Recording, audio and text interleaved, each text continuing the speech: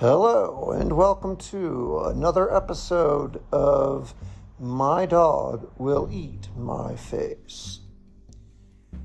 In today's episode, I don't really have much to cover over and beyond last week.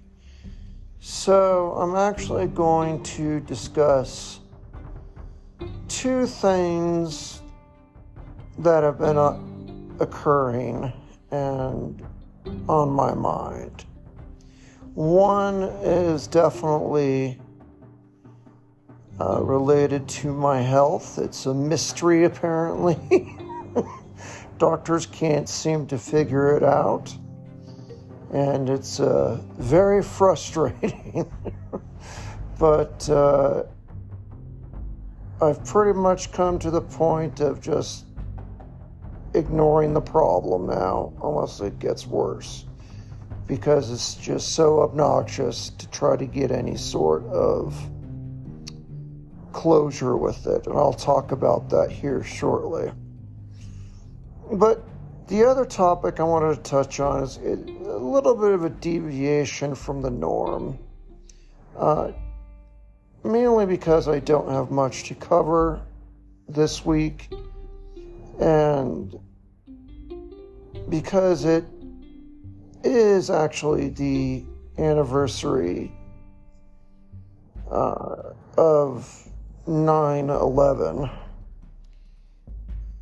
I figured I would take a moment to share my 9/11 story with everyone, since most people have one. Most people remember exactly where they were and how it happened and what went down. It's kind of like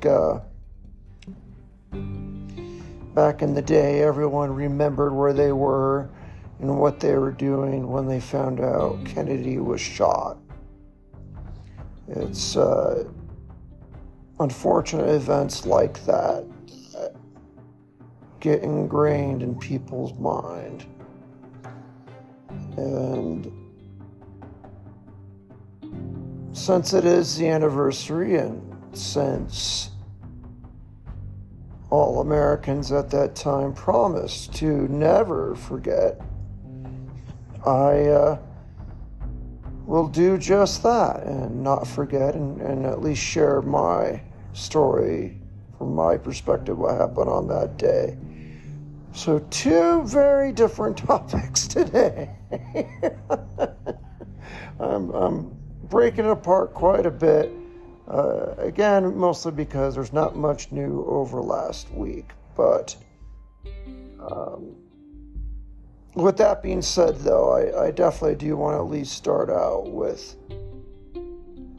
a sort of a health update for my listeners, especially for my family and friends who do listen to this, to get updates with respect to my health.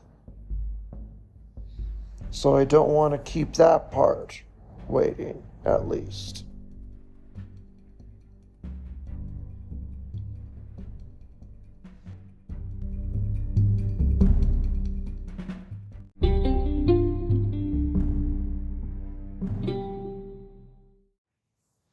So, to begin with, I'm going to talk about something that's been going on and has been more or less concurrent with the increased fatigue that I've been really suffering from as of late.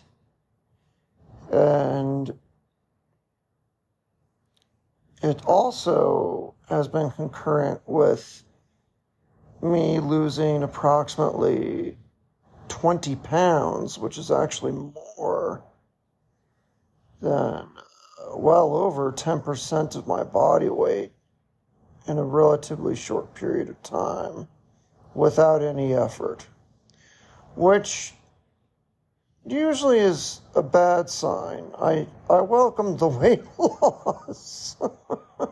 But if you make no effort and nothing's changed, it's generally not a good positive sign that you suddenly lost such a big portion of your body weight.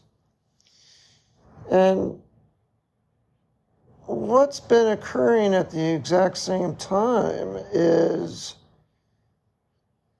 one of my lymph nodes, to be exact, the one at the area where my neck sort of meets my clavicle and shoulder. At the very base of the neck, you have lymph nodes on either side, but the one on my left side at that location has just exploded in size. Just that one. The right ones remained the same, actually got a little bit smaller. But the left one was quite noticeable, and it increased in size in just a matter of a couple of days. And this was actually, to be honest, about 5 weeks ago, I'd say.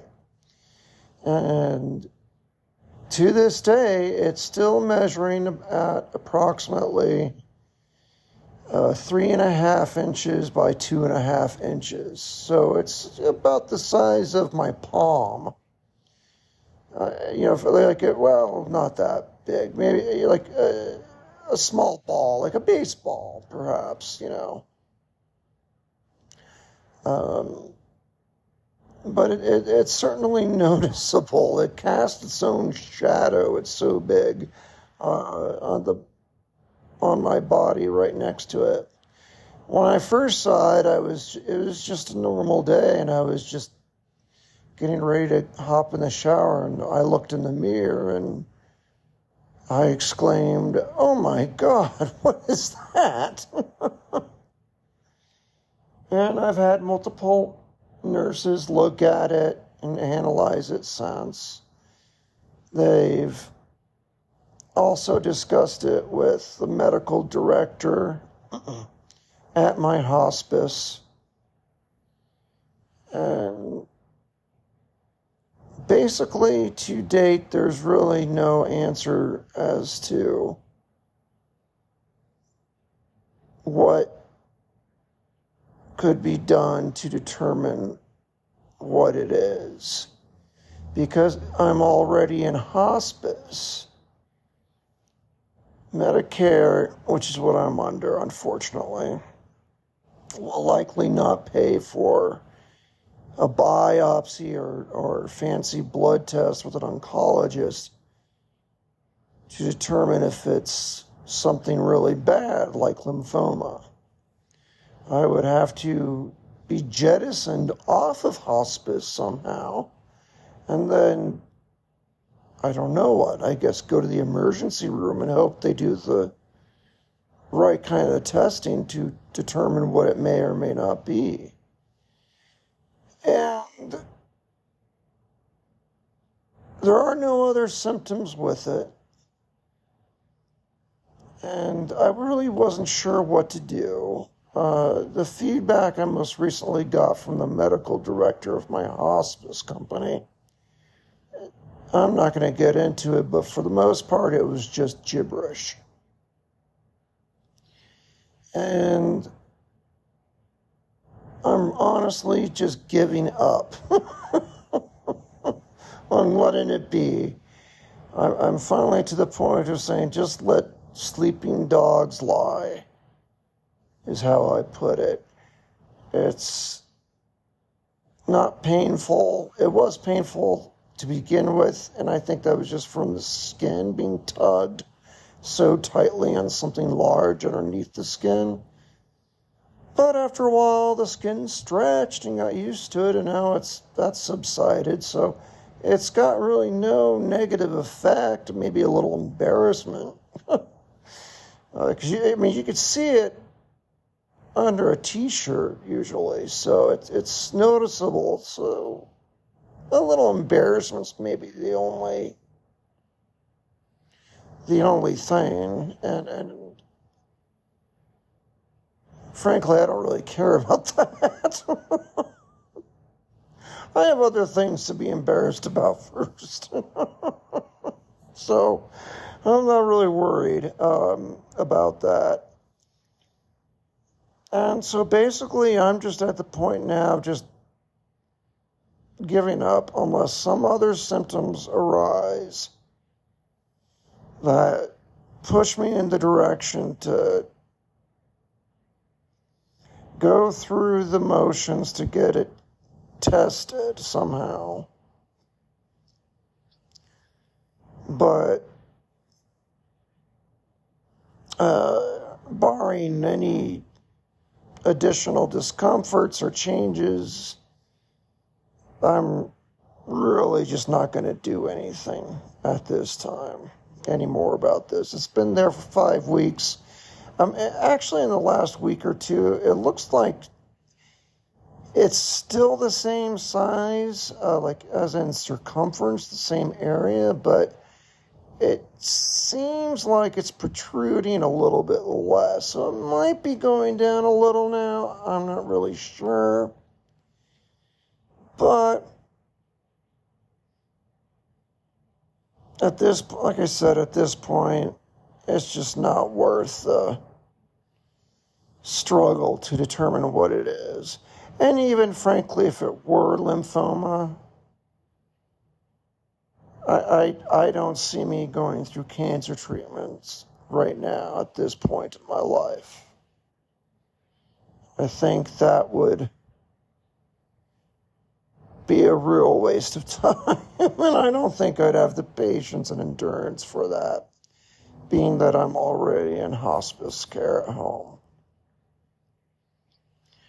So that's sort of where I'm at with that. So that's the news as it relates to my gigantic left lymph node on my neck. And if you hear nothing more of it, that means that it's just either status quo or shrank down and went down to a normal size. So I'll probably not bring that up again even though the other symptoms are a red flag, the severe fatigue and the weight loss and that's not a good combination. But I just don't think there's anything I can really do about it at this time. So that was my decision, and I just wanted to share that with others. And it's honestly hard to make decisions like that, though, when you are in hospice care. So if anyone else is listening to this and is in hospice care or knows someone who is, if you're still alive, things can still happen. You're still allowed to get sick. There's still weird things that can happen to your body as long as you're alive. And unfortunately, you have to make those kinds of decisions as to what to do about it when you're already in hospice care. Medicare basically just will deny anything like that is additional testing or treatment for something else when you're already in hospice. So they've kind of made that decision for you, but you're always welcome to jettison off of hospice and just do it through regular Medicare. And then when you feel fit, up back onto hospice. People do that all the time, actually. So, if you know someone who is in hospice and has other ailments, at least give them the sympathy and feedback you honestly have, because that was the most important thing to me in making this decision, was getting the opinion of others. I was so on the fence with this that even the doorman's opinion mattered to me. I didn't care. I needed something just to nudge me in one direction or another. And when I finally got that, it was quite liberating. And I can move forward with that. But yeah, it's hard when you're in hospice care. You're still able to get sick and get everything else while you're still alive. So it's hard sometimes. It can be hard.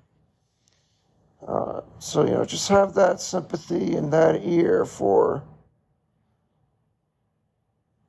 people who are going through anything like that. And if they come to you and ask you your opinion, give your honest to God opinion. Be honest. That's what I valued, at least. That's what I needed. I needed honest, blunt opinions in order to nudge me one way or the other. So there's no reason to put on rose-colored glasses or anything else like that. Just be there for them and give them your opinion. They may like it, they may not like it, but you gave them what they asked for, and that's the best you can do. So I think that's by far the best advice that I can share as a consequence of that event in my life.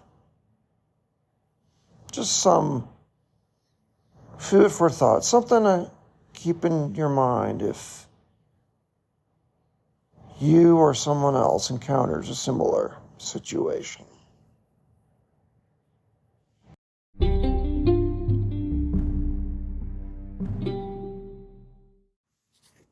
So, without delay, let me get into the second part of this week's podcast.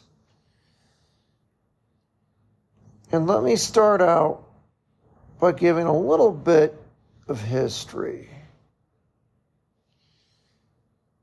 Because to me, New York City, New York, has always been, in a weird way, like my second home. I have no clue how many times I've been there as a kid and as an adult. I've been there with family, like with my parents when I was a kid. I've been there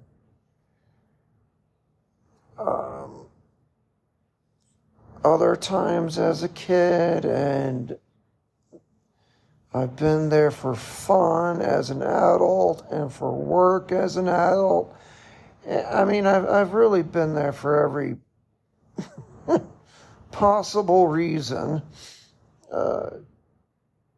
I've just gone there with friends one time I flew a friend and myself out there just to see Eddie Izzard live at the Garden. So I've been there for a plethora of different reasons, and that's why it's always kind of been my second home. I've always enjoyed it. A lot of people can't handle the city, or they can only handle it for a couple of weeks. I've always felt like I could easily live there. It doesn't get on my nerves that much. It really doesn't. The annoyances don't annoy me that much, surprisingly. And I love the feeling of the energy in that town. And so I just love being there. And of course, that means that I had on a number of occasions been to the World Trade Center, the Twin Towers. I've been in them. I've been on the roof of the one that had the sky deck. I can't remember which tower that one was. I think it's the south one, maybe. I'm not sure. I could be wrong. But one of them had a basically sky deck where you could go all the way up to the roof and look around and whatever. But yeah, the Empire State Building has a similar thing. Obviously not as tall, because at the time they were the tallest buildings in New York City. So I mean that was pretty impressive. Not one, but two of them were the tallest buildings in New York City, the same height more or less. So I've been there, and I've also been an architecture fiend, I guess. I've always had a hobby sort of interest in architecture and the way those buildings were designed, with how the weight was more distributed along the outer shell than on an inner column is a real unique design. That they're, even though they look like boring boxes to a lot of people, what into that construction was a lot of new methodology and skyscraper design, and it broke a lot of firsts, actually, when it comes to skyscraper design. So, loving New York and being an architecture, I don't know what you want to call it, fan, of course, I love the city, and I appreciated those buildings. And actually, they weren't rectangular at all. That's going to blow a lot of people's minds, but on the corner of each building, they were kind of shaved off a little bit. So it wasn't like a straight, 90-degree corner turn. At the corner of each building, it was instead more of the shape of an octagon, actually, because each corner was kind of shaved off, and was this stainless steel strip going on the whole length, all the way down to the ground. And it was really cool if you were to catch the buildings in just the right light. You just see this shining silver ribbon going up and down the full length of the buildings, around it and all around it, like framing it, and just glistening in the sun. And it produced a really beautiful effect, actually. But yeah, a little known fact, that those were not just squares. They weren't just rectangular buildings. They were actually octagons. And you would only see it, though, from a distance when the sun headed the right way on those stainless steel edges. And when it did, it was quite a sight. It was quite breathtaking. So, anyway, at the time that day happened, it was obviously a Tuesday morning, and I was working. I know there might be some young people here that don't even remember those buildings, and don't remember that day, and don't know anything of it. But I was working, shows you how old I am.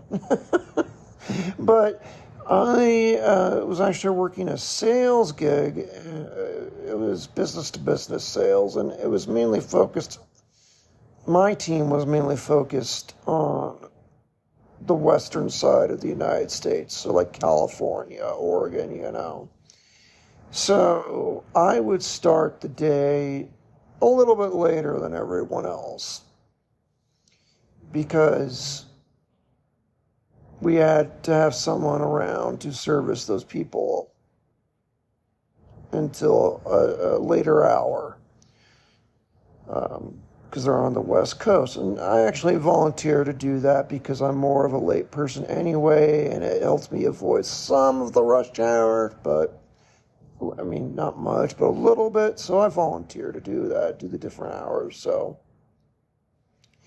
I'd always be the last one rolling into the office and also the last one out. So it was just sort of my routine there. So just like any morning, I parked at the office building. At this point, I just got up, got dressed, got in my car, drove to work, no radio, had a CD playing. I didn't know anything was going on.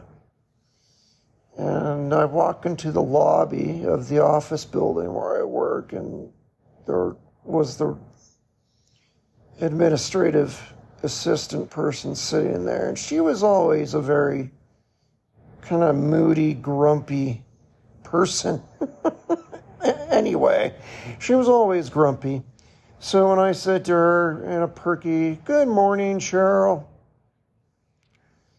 she looked at me like I must be completely insane. And she just said, "It is not a good morning." And I just go, "Okay then." And I write it off as that's just her being her. She's just in a grumpy mood today. I get to my desk, which at that time was in a cubicle farm. But it was on the sales floor, so usually by the time I got there, again, late, so I'm the last one there. It's usually hopping. There's all kinds of phone calls going on and what have you. And I walked in and I noticed it was quiet, dead quiet, just unusually silent. And I was like, "Oh, that's weird." I didn't really think much of it. I put my briefcase on my desk and I saw I had an urgent voicemail blinking red on my phone. I'm like, "Ugh, it can wait." So I go in the kitchen, and I see no one's made coffee. What is this? I'm all TO that no one bothered to make coffee. So there I am grinding the beans, making a fresh pot of coffee because no one apparently made coffee in the morning. And I was like, who does that? That's never happened. And I was all mad because I didn't have the coffee waiting for me. So I'm distracted in there grinding the beans, putting the pot on, finally get to my desk. And I'm just booting up my computer. It's still dead silent all around me until I hear a guy next to me named Adam. I hear him just saying kind of quietly and under his breath, "Oh my God. Oh my God." And I kind of roll out in my chair and poke my head over at him like, What's wrong? What are you looking at?" And he's like, "Dude, you didn't hear?" I'm like, "No, what?" And he says, "Planes have crashed into the World Trade Center. One of them is completely collapsed, and the other one is burning." And I just didn't believe it, because I've been in those buildings. I've been in that plaza between them where the Globe was. I think it's now in Battery Park. And I was like, there's no way. Those buildings are so gargantuan. There is no way they could collapse. I mean, they were like the pyramids. They were just something unearthly, just because they were just so huge in scale that I just didn't believe. Like, that's impossible. There's no way. There's no way one of those buildings could collapse. No way. And I decided, well, maybe I should finally listen to that urgent voicemail. is from my friend Ed. He actually, at the time, worked for Continental Airlines. And there's a voicemail from him frantically saying, just calling to let you know I'm okay. We are evacuating Houston Intercontinental Airport right now. They're busting us all out of the airport, but I'm fine. Just letting you know. I'll talk to you later. Bye. And I hear the PA in the background and a bunch of commotion and all the evacuation of the airport going on. I'm like, oh my God. And pull up a web browser and try to go to a web page, a news web page. Of course, page cannot be displayed. Refresh, page cannot be displayed. The websites were just getting hammered so hard with people clicking on them to get the news. It would take multiple attempts to get any page to come up. Because it was basically like a DNS attack. All these people going to these web pages. Finally, the page opened, and then I saw it, and it wasn't a joke. My first thought was for my brother, who at the time worked out of Moffett Air Force Base in California. So I called him on his home phone, waking him and his wife up. And I just said to them, don't go to work today. I don't want you to go to work today. Because at this point, the panic everywhere was just amazing. There were rumors of bombs going off at the State Department and other places around the country. They started evacuating all the landmark buildings in the cities.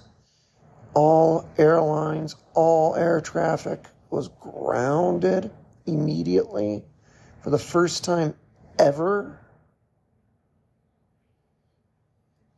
So it was unreal. And so I told him what was happening. It's my brother, and he said, that's why I don't want you to go to work. And he said, it's okay, I probably won't be allowed on base anyway.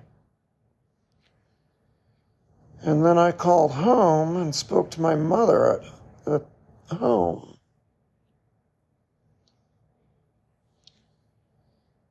And she was just getting ready for the day, and I asked her, have you turned on the news at all? And she's like, no, there's just some stupid Die Hard movie on every channel.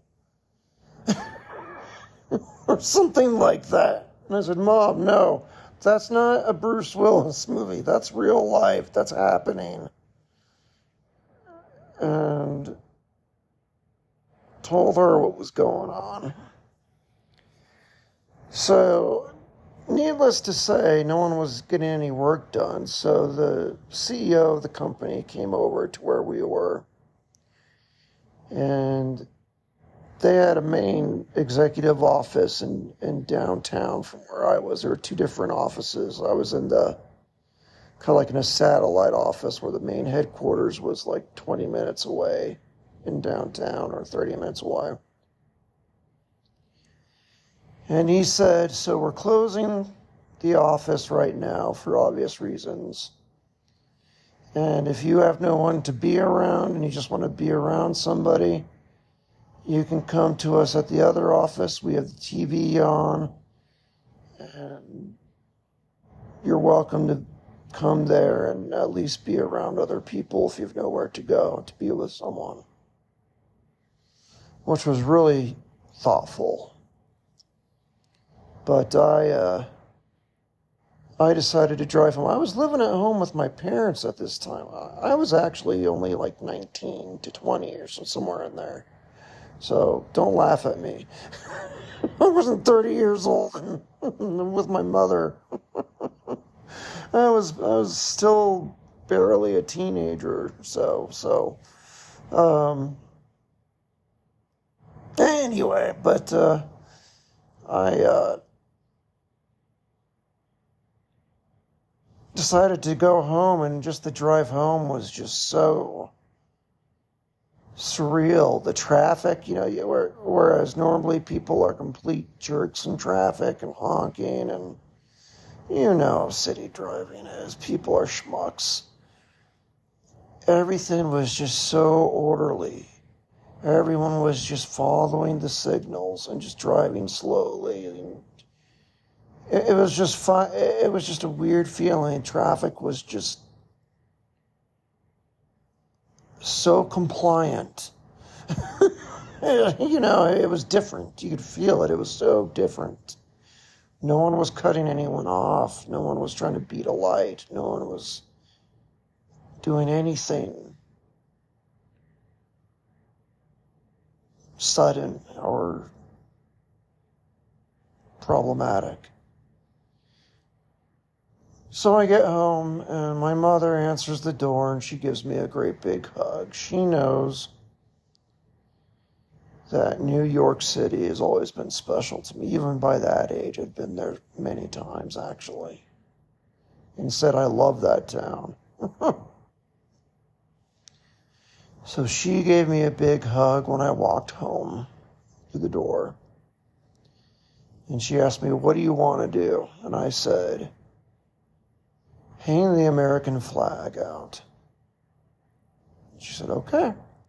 So we got the flag out of the storage in the attic and hung it from the house where you could see it from the street. And I could see people as they drove by our place, they would slow down and look at the flag. And as time went on, just about everyone else was doing the same thing, putting out the flag. And the last thing I'll share about that day is that night, that evening. It must have been 10 p.m. I was outside in my backyard, and the city was just really quiet. And I could see still above me, though, air traffic. I could see lights of aircraft flying around, even though by that point, certainly all civil aviation was grounded. And I realized that all those flights that I'm seeing in the air tonight, every single light is a military aircraft guarding the skies or transporting or something. There was quite a lot. There was quite a lot.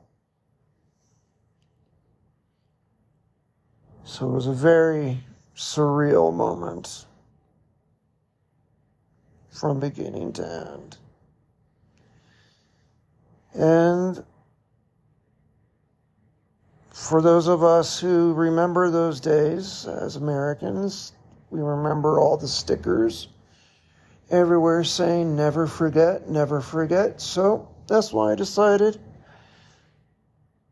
today, on the anniversary of 9/11, I'll do just that.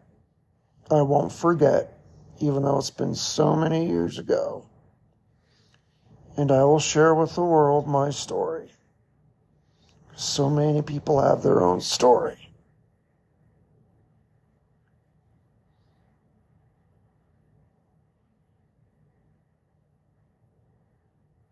So, I'm doing my part to never forget. I hope my fellow Americans that hear this do the same.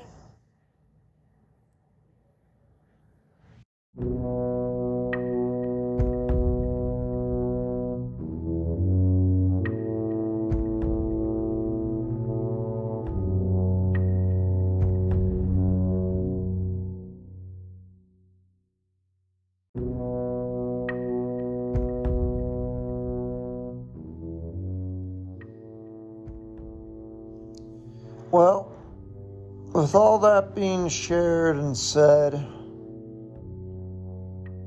I am going to actually end this week's podcast right there.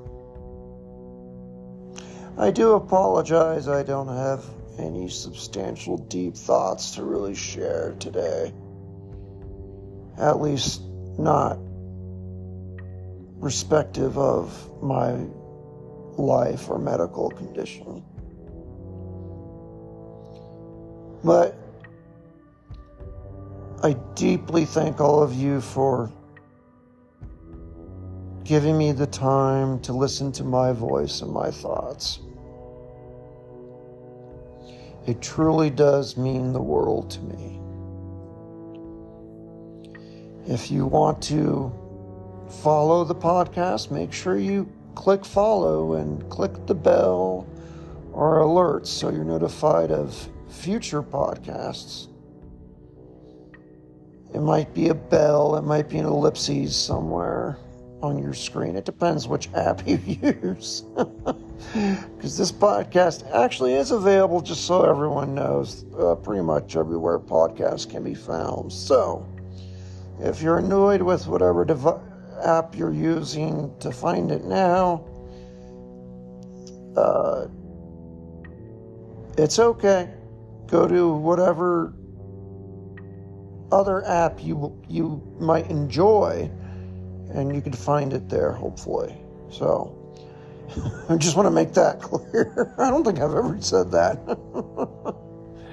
But truly, thank you so much for giving me the time to listen to my voice and for me to share my story with the world. But I hope to speak to you again soon. And I'll just have to say, ciao for now.